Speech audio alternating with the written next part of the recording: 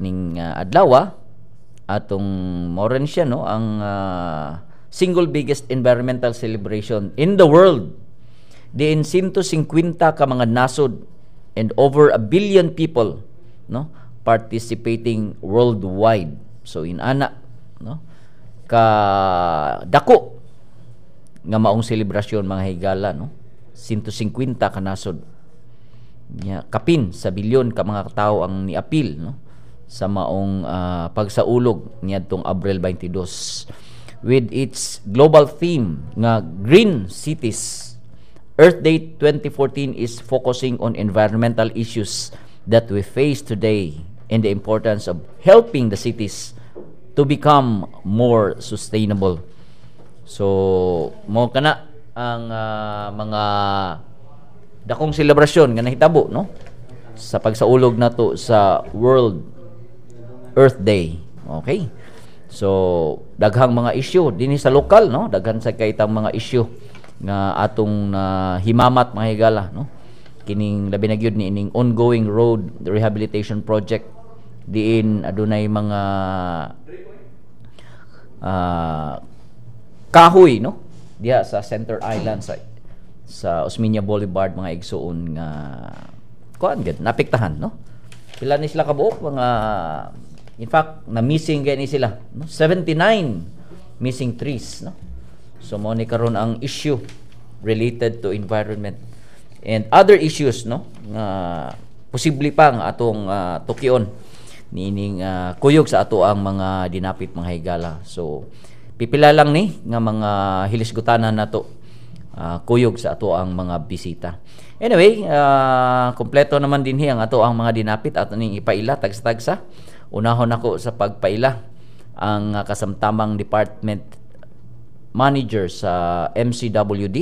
Kuyog nato karon dinhi live si Miss Charmaine Rodriguez Cara. Ma'am Charmaine, maayong buntag. Okay, unya sunod akong ipaila ang atong suki sad no. Kayo kanunay naani every time nga i-invite nato ni naagyud way duha-duha no. Naadayon sa mo anhi dayon sa live pagyud na. So ang kasamtangang Chief Public Affairs Officer sa Department of Environment and Natural Resources Region 7 si Dr. Eddie Llamido. Sir Doc Eddie, mayong buntag. Good morning kanimo Sir Tats o good morning pud sa atong mga tigpaminaw. Okay, so inyong nadungog no mga higala ang ato ang mga bisita karong buntaga unya taud-taud kuyugan sa ta sa kasamtangang Executive Director no sa Integrated Development Unit sa Ramon Abutis Foundation Incorporated kon Rafi si Miss Marge Grabador taud-taud no. So mga higala ang atong topic it's about environment. So kaybaw ko nindot ni siya nga mga issue, nindot ni siya nga pagatukion. So amo mong giawhag sa pagbalik no sa pag salmot pinagi sa pagtawag o pagpadala sa inyong mensahe either through phone or baka sa ato ang Facebook account nga ako nang gihisgutan mga higala. Okay, so di na to lang no ato dayon ning hisgutan. Unahon siguro nako pagpangutana si Dr. Eddie Llamido no kabahin niining sa mga environmental issues o mga problema nga atong giatubang karon no. Apan unahon siguro nato ning na pila na kaadlaw no nga namantala kining kaso sa 79 nga missing trees diha sa Osmeña Boulevard nga din adunay ongoing road rehabilitation. Sir, kana kini siya nga maong issue murag mao man ni karon no kagahapon I think na kuan ni siya na front page no. So unsa man ni siya sir, unsa may sitwasyon ini, unsa man nga issue? Okay, Sir Tats, ang atong siguro murag briefly lang sa nganong hitabo ni siya no. Ang DPWH nagpadala sa request sa DNR niadtong March 20 para i-earth bowl doon na sila yung road rehab nga gi-contract out nila sa WT Construction Incorporated ya sa Sirhing Osmeña Street, Cebu City. Murag it covers mga around 2 kilometers no. So sa ilang road rehabilitation project dunay mga 145 ka mga trees nga maapektuhan. So mostly mga 105 mga fire trees, no. So ang These uban, are mga century-old trees, dili sir, siya, or kuan lang? siguro mga 7-year-old. Okay. Mga kay natanon mi siya katong pag-host sa Cebu City o oo. sa Pilipinas katong ASEAN Summit, no. ASEAN Summit. Oo, so mostly mga fire trees nga ornamental, dunay nara, no, gamay lang hinuon. So base sa tong pag-inventory, dunay 145 ka mga maapektuhan silang pag road rehab. So pag March 24 after sa inventory sa DNR ni issue ta og earth bowling permit sa DPWH. So ang earth bowling permit, upat ka conditions ato ang gi-set didto. Number 1 condition nga ang 145 trees lagi ang atong earth bowl. Number 2, kinahanglan ang earth bowl trees or na bowl out nga mga trees, kinahanglan i-transfer nila, i-transplant nila sa tulo ka mga identified sites nga gi-recommend sa Cebu City Parks and Playground Commission. Asa nin tulo sa Mahiga Creek, sa Barangay Lorega Triangle o sa duol sa San Pedro Calungsod Shrine. Ikatulo nga condition nga kinahanglan dunay supervision, dunay monitoring, close monitoring, dunay representatives during sa actual removal or earth bowling activity. Dunay representatives gikan sa Cebu City Parks and Playground Commission, duna sa DNR. Ikaupat nga condition, kinahanglan i-ensure sa DPWH nga ilang i-transplant nga kahoy mabuhi siya, no. So kung dili gani mabuhi, dunay equivalence siya. Kung mamatay ang gi-transplant nga kahoy, ilang pulihan og 100 ka mga seedlings nga doon na po 1.0 1 meter nga katas-on og at least murag 6 centimeters ang iyang diameter. So based sa upat ka conditions, pagka April 2 during sa privilege speech ni Councilor Cabrera, nagsugod gini, no. So meaning ang Cebu City government diha nagsugod ang maong pag-broke out sa news nga nangawagtang ning mga kahuya. So ang portion sa privilege speech ni Councilor Cabrera nga mysterious pagkawagtang sa mga initially 88 ka trees pero gi-inventory sa DNR mo lang ni 79. So natay 66 ka nahabilin karon nga nag-remain na naa pa karon.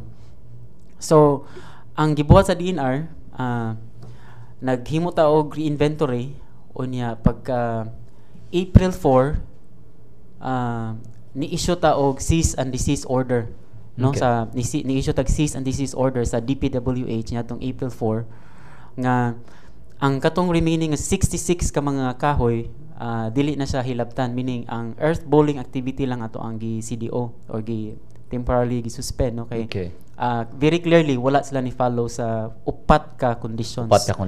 So mao to ni sod ni ang DPWH ni respond, ni reply sila sa CDO, pinaagi sa letter kay atong magpa-request sila to explain nganong nangawagtang ning mga kahuya unya violation po sa condition. So ni reply sila unya gi-attach po nila ang reply sa WT, no. So ang explanation nila dili kayo klaro unya gani improbable kaayo or ato inon absurd, no, ang explanation kay tungod kuno dunay flooding nga ang MCWD mo ang pipe nga naka-burst ang pipe sa MCWD amot gyud sa ni Charmaine. So mo ay naka-cause sa flooding o nya nangawagtang ang mga kahoy ana, no. So number 1 naunsa man to Dok na ano Dok ano to ay ilang explanation. Wow, Sir Toots, no. So atong gi-explain sila nga improbable, unlikely ang maong gani wa nato gami murag unsa man ni siya murag insulting the intelligence sa DNR, no, nga isultian ta nga mao nga rason, no. So atong gi-replyan sila nga atong gi-cite gani ang cloudburst incident ni atong January 25, 2011 nga nadunay 32 millimeters nga in just 2 hours, no, nga ni-dump ang rain nga wa man kita reports of kining trees nga na trampled og nawagtang, no. Imagine kag pila ka barrels of water ato.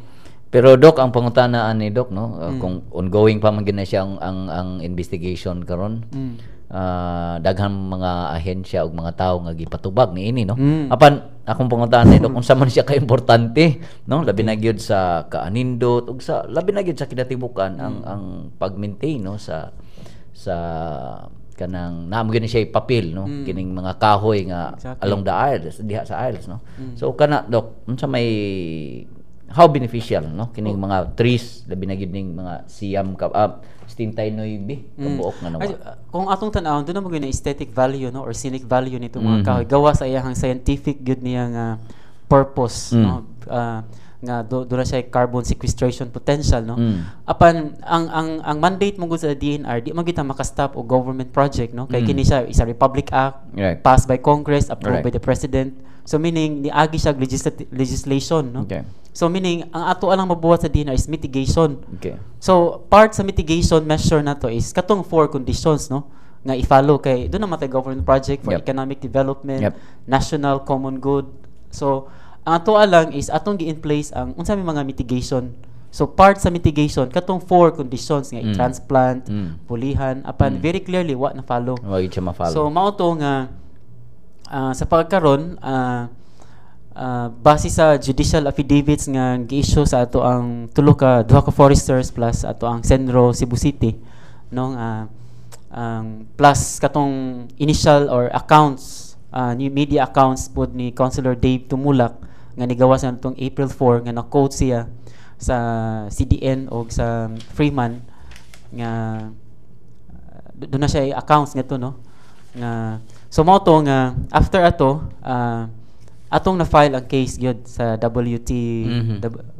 kang WTCI, no, niadtong April 16 plus nigawas po tong ato ang letter nga gi-reply po sa DPWH ni Director Canlas niadtong April 16 nga murag dili na to ma-lift ang cease and desist order nga gi-issue kay ni-request man si Director Canlas for the lifting, pero atong gi-reply ang DNR nga dili na to in the meantime di na to ma-lift ang mao nga CDO kay tungod dunay mga conditions nga wa ni follow. Ma-lift lang na to ang CDO kung doon na may replacement of 7,900 trees nga atong itanom in all National Greening Program sites within the administrative jurisdiction sa Senro Cebu City.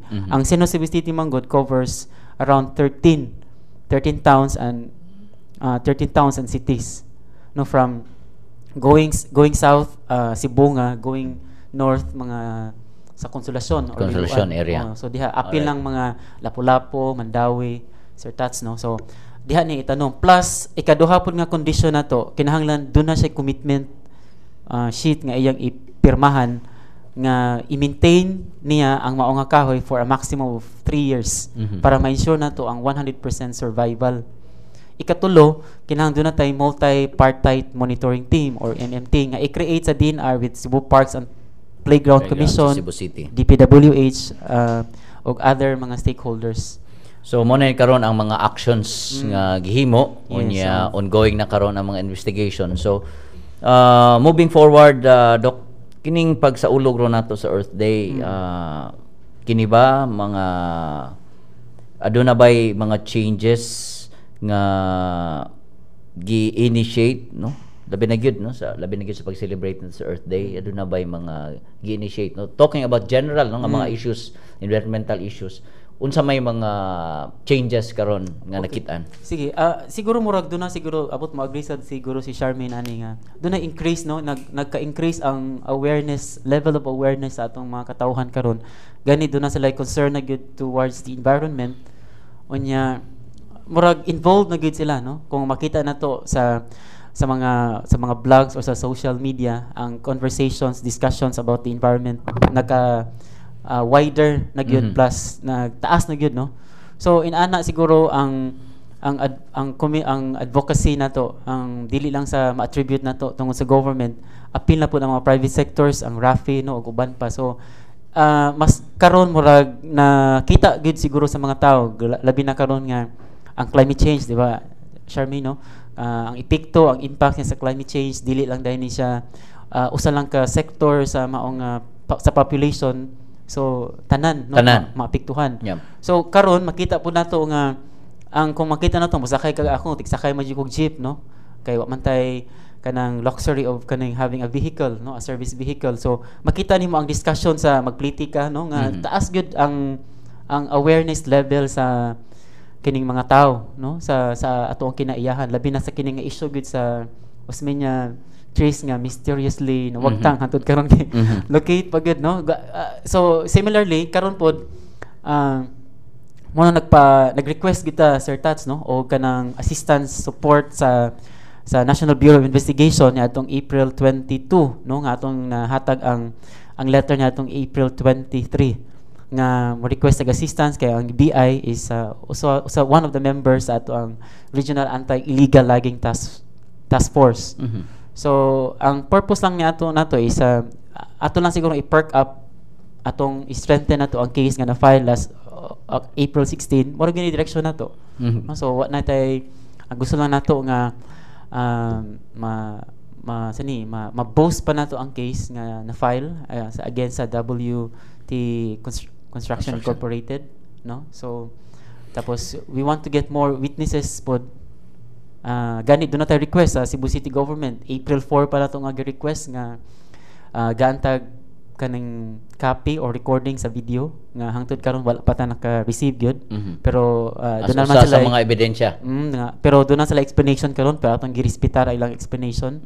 Plus pag April 22 pod na request pod ta ni Councilor Dave Tumulak nga base sa iyang media accounts nga na-quote siya, no, nga unya doon na po siya explanation ato ko po siyang girespetahan kay tungod request. So tanang sides gi kuha gyud. Ato ginang gi-explore ang mga possibilities nga ato pag yung at least to give justice siguro, Charmaine, no, sa mga kahoy nato nga murag dili makasulti. Di makasulti. Oh, so siguro murag inana lang siguro dili man ni siya kausa lang sa DNR o sa Cebu City Government, sa tanan siguro pod. Dok, in celebration sa Earth Day, unsa may mga activities nga gihimo pod nato dinhi sa Cebu? Labi na gyud, no, sa ato sa ahensya ug uban pang mga agencies private and public, no, nga ni kuyog, no, sa pagsaulog nato sa Earth Day. Unsa may mga activities gyud nga? Okay. Doon na tay mga more nearly 15, no, 15 ka kaning coastal areas nga nagkandakta o nagpahigayon ta niya atong April 22 o kining simultaneous nga mangrove planting o coastal clean up 7 o'clock sa buntag last April 22. Unya based ato ang records nga na-collect sa field nato in 4 provinces nato. Doon na tayo mga around 18,000 ka seedlings. Wow. Nga appropriate gyud sa usa ka lugar kay ang direksyon nato gudon Sir Tats karon nga kining mga mangrove propagules or mangrove seedlings nga atong gitanom, kinahanglan siya appropriate gyud siya sa mao nga kuan kay doon naman ay mga kanang consideration, no. Di makapagpataka lang pag asa kang tanaw ana, no. So, tun-an man sa gyud na. Tun-an sa nato. So gisud na gyud nato ang research component kay mao lagi post Yolanda ni siya nga lesson point, no, nga kinahanglan gyud nato estudyuhan di pare sa previous nga mga nga katuigan nga tanom lang gyud ta, no. Pero Dok, ang next siguro nga pangutana, unsa may mahimo sa mga katawhan, no, aron makatabang sad sila, no, sa pag matuto sa pagprotektar sa kining gitawag tog Mother Earth apan imulan ng tubag ng dokuman lamang ni pipila ka mga mensahe. Kahibaw ba mo kanu sa unang gisaulog ang Earth Day? Niadtong April 22, 1970, gipahigayon sa Environmental Teach-In ang usa ka nationwide day kabahin sa environmental education ug activism nga gipanganlan og Earth Day didto sa Estados Unidos. Matud pa sa usa ka artikulo sa American Heritage Magazine niadtong October 1993, ang Earth Day niadtong April 22, 1970 usa sa mga labing mahinungdanong kalihukan sa kasaysayan sa demokrasya sa Estados Unidos, diin 20 milyones ka mga tawo ang nipakita sa ilang suporta. Kini si Pagtuki Roxanne, naghatod ng mga gagmayng kaalam. Maayong buntag, ania ang mga pinakaawahing kalihukan ug panghitabo sa Ramon Aboitiz Foundation Incorporated. Ang Ramon Aboitiz Foundation Incorporated kon Rafi ni pehikayon sugod niadtong Huwebes, Abril 24 sa ikaduhang Bajau Volleyball Tournament didto sa Bajau Settlement sa Sitio Puntod, Alaska, Bambalin, Syudad sa Subo. Ang kalihukan gipasiugdahan sa Rafi Kuyog ang Presentation Sisters of the Blessed Virgin Mary, University of San Carlos College of Architecture and Fine Arts ug ang kagamhanan sa syudad sa Subo. Ang Rafi nga nag-ayuda sa mga Bajau pinaagi sa iyang Bajau Integrated Area Development Project kung BEDB, nihimo sa maong torneo aron lig-unon ang panaghigalaay sulod sa komunidad sa mga Bajau ug pag-aghat kanila nga manginlabot ug musalmot sa mga kalihukan sa ilang tribo. Mukaba sa 120 ka mga Bajau ang magduwa sa torneo nga gibahin ngadto sa 4 ka grupo. Sa mga lalaki ang alang sa nag-edad 14 hangtod sa 17, ang sa nag-edad 18 hangtod 29 ug sa 30 pataas, ug ang sa mga babae 14 anyos pataas ang pangidaron. Human makasaksi sa unang volleyball tournament sa niaging tuig, ang konseho sa tribong Bajau ni hukom nga angay buhaton ang maong torneo kada tuig. Nakita sa mga sakop sa konseho nga ang kalihukan ni palambo sa panagsilinganay ug panagalibuhay sa mga kabatan-unan sa tribo ug mismo sa mga dagko na. Ang torneo usa lang sa mga tabang nga nadawat sa mga Bajau gikan sa Rafi nga nipatukod sabog ilang mga Pinoy-anan ug nihatag og tabang kabahing sa maayong panglawas, kalimpyo sa komunidad, edukasyon, panginabuhian ug uban pa. Sa laing bahin, ipahigayon karong Mayo 30 ang ikawalong gabi isa kabilin nga gipasiugdahan sa Rafi. Subay sa maong kalihukan musubra sa 30 ka mga museo ug heritage sites sa mga dakbayan sa Subo, Lapu-Lapu, Mandaue ug Talisay ang mubukas sa mga bisita gikan sa alas 6 ngadto sa tungang gabi. Ang tema sa kasaulugan karong tuiga mao ang Rise of the Queen, diin pagatutukan kung giunsa paglambo sa Subo isip Queen City of the South ug nahimong labing sikat nga metropolis ning parte sa nasod. Lakip sa mga mosalmot nga heritage sites ug museums mao ang Casa Gorodo Museum, Cathedral Museum of Cebu, Cebu City Hall, Cebu Provincial Capitol Building, Museo Parian sa Subo, Museo Subo, Plaza Independencia ug uban pa. Giawhag ang mga interesadong mosaksi sa gabi nga puno og cultural shows, special exhibits, children's activities, food fairs ug uban pang educational activities nga magpareserba na og ticket. Alang sa reservation, mahimo silang mo-contact sa nangapil nga mga museo ug heritage sites ug pwede usab silang mobisita sa www.rafi.org.ph alang sa contact details o di kaha motawag sa 032-418-7234 local 703. Ang gabi sa kabilin gipaluyuhan sa Rafi katambayayong sa mga nagkadaiyang museums nga nisalmot, pangagamhanan sa mga syudad sa Subo, Lapu-Lapu, Mandaue ug Talisay sa lalawigan sa Subo, ang Department of Tourism Central Visayas, lakip man ang National Commission for Culture and the Arts. Ug mao kini ang mga nahitabo karong semanaha sa Ramon Aboitiz Foundation Incorporated. Kini sa pagtuki Gigi, mayong buntag. May higayon pa sa pagtuboy sa mga bayani sa inyong komunidad. Kini kay gilugwayan ang deadline sa Ramon Aboitiz Foundation Incorporated Triennial Awards, ang nag-unang Social Development Awards sa Kabisayan ug Mindanao. I-download ang nomination form gikan sa www.rafi.org.ph/Triennial Awards. Ipada ang nahubang form ngadto sa Ramon Aboitiz Foundation Incorporated, 35 Lopez Haina Street, Cebu City 6000 o sa mga drop-off center sa inyong rehiyon. Alang sa dugang kasayuran, tawag sa telepono 032-418-7234 local 105 o sud sa facebook.com/rafi.org.ph. Mahibusab nga mo text sa tibuok pangan sa nominado space iyang address og telepono space pangan sa nagtuboy sa 0933-5144005 alang sa Sun, 0949-7643525 sa Smart o 0927-5768055 sa Globe. Katapusang pagpanabot sa nominasyon sa Mayo 31, 2014. Kung panginahanglan kabahin sa civil works o general engineering ang hisgutan, Tuanson Construction ang angayan timan-an. Tawagi sila sa 491-8243 o bisitaha ang buhatan sa 162B Labuka Street, Kansuhong, Syudad sa Talisay. Tuanson Construction, bridging your dream to reality. Okay, balik ta mga higala, no? Kato kaganina, no? Somehow na-explain, no? Ang mga panghitabo, no? Sa maong issue niya. Sir, kaganina, no, sa buwa pa ta mo break, nangutan ako nimo kung unsa may matabang sad sa katawhan, no? Labi na gyud sa pagmatuto nato o pagproteher sa to ang Mother Earth. Okay, very specific. Kining 79 trees kung nasa lang makita, kung makitaan to nila kung asa dapita somewhere north kuno ang gihaw, kung asa tumanod asa tumanod so pwede na i-report no sa DNR gani atong regular na to nga panawagan.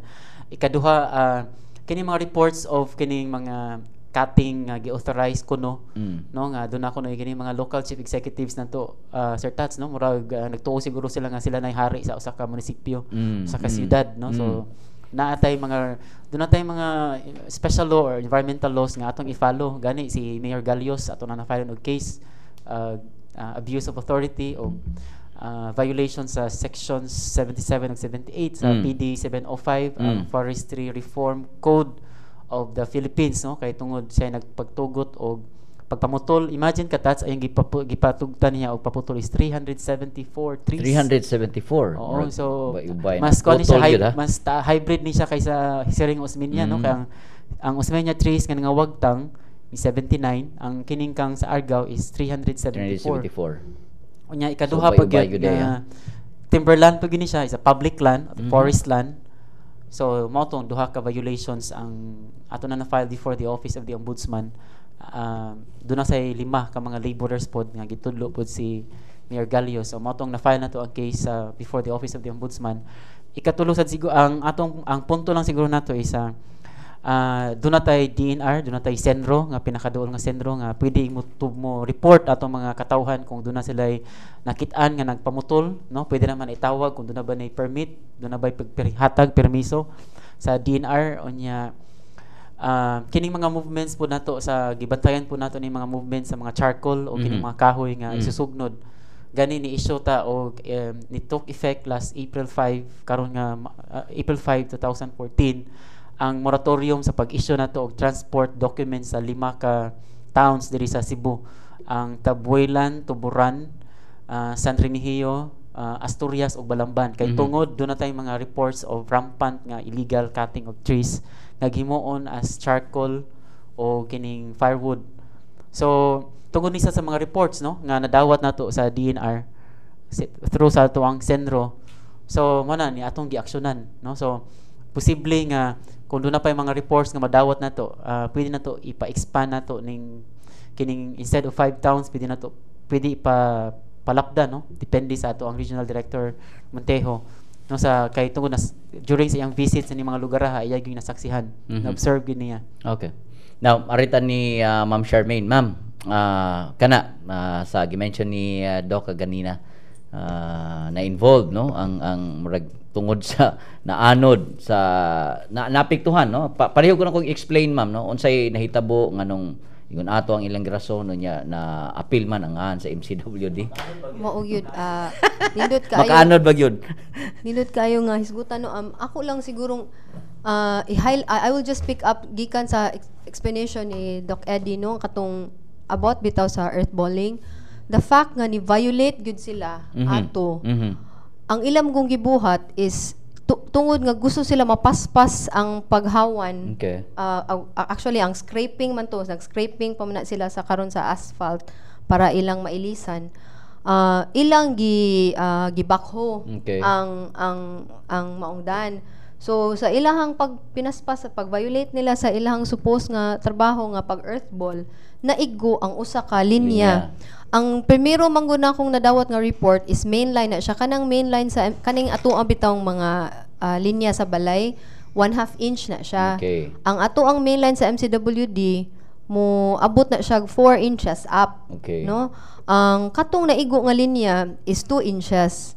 Ang explanation ato is nganong ila man gud ming gi-blame nga nganong wala daw na mo gipawong ang mainline. Okay. Para dili mo daghan ang tubig nga naawas. Pero ang question diha ma'am sa gidaghanon sa naawas igo ba gyud nang makapaanod sa 79 ka mga kahoy? Mao sa gyud na sir.